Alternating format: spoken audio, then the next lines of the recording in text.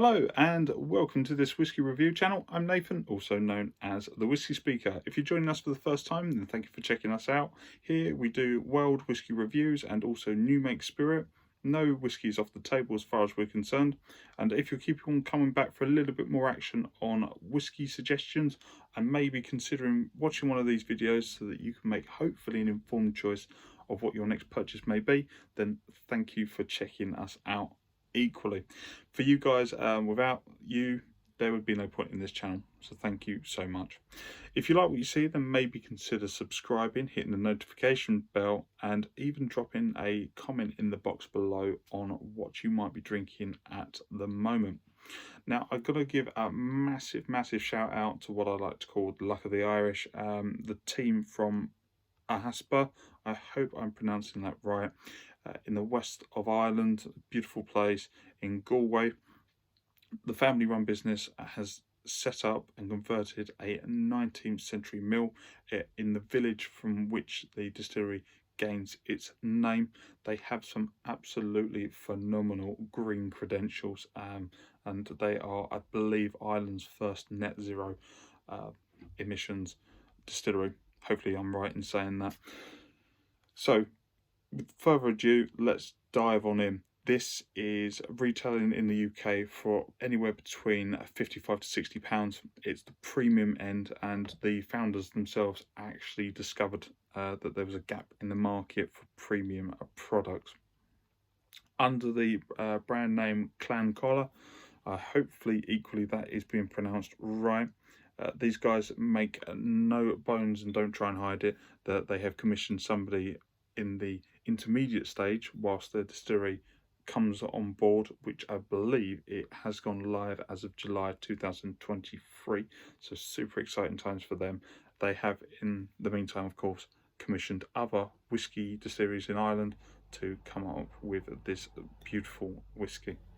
Not too many distilleries can produce an 11-year-old, so I'm sure with a little bit of guesswork we can work out what it is that this final matured spirit has ventured from which distillery. Interestingly enough as well, for Ireland, they do have an abundantly rich heritage in making a whiskey, which even has older records than the Scottish first known records of aquavitae. So these guys have a long pedigree from the country of Ireland to talk about. And for me personally, my favourite whiskey in the world, nothing has beaten it yet, has indeed been an Irish whiskey from Ulster, but I won't say which brand because this is all about Clan Colla from today. The 11-year-old, it's served at a beautiful 46% ABV, alcohol by volume, and I do love it when whiskey keeps away from that 40% mark. Definitely enforcing the premium product element here.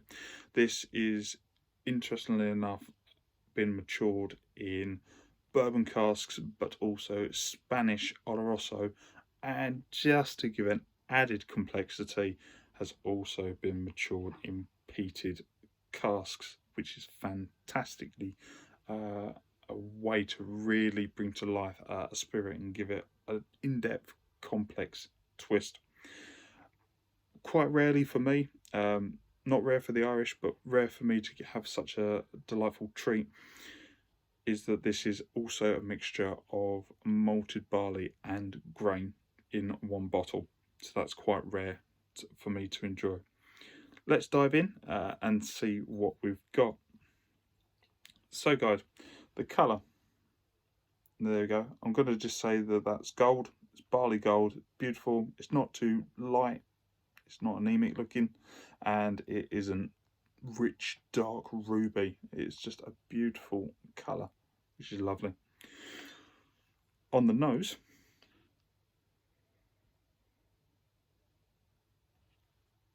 heaven in a glass for me. Nutmeg, cloves, cinnamon, spices. Literally, if this was a greyhound race, this would be bursting out of the gates. It's absolutely phenomenal on the nose. I'm loving that. On the body,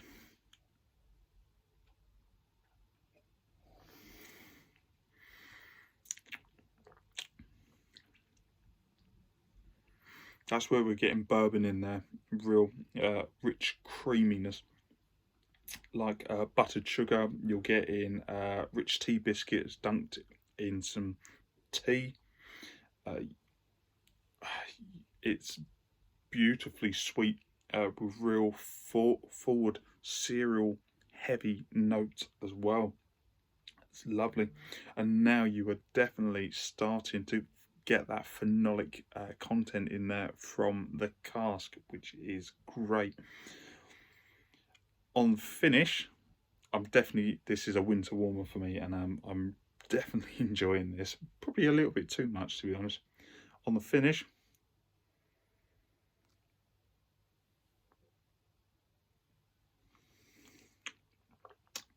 there we go.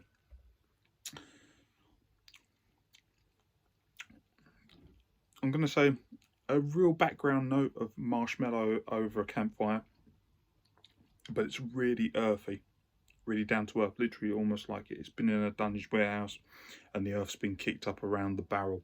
It's really down to earth.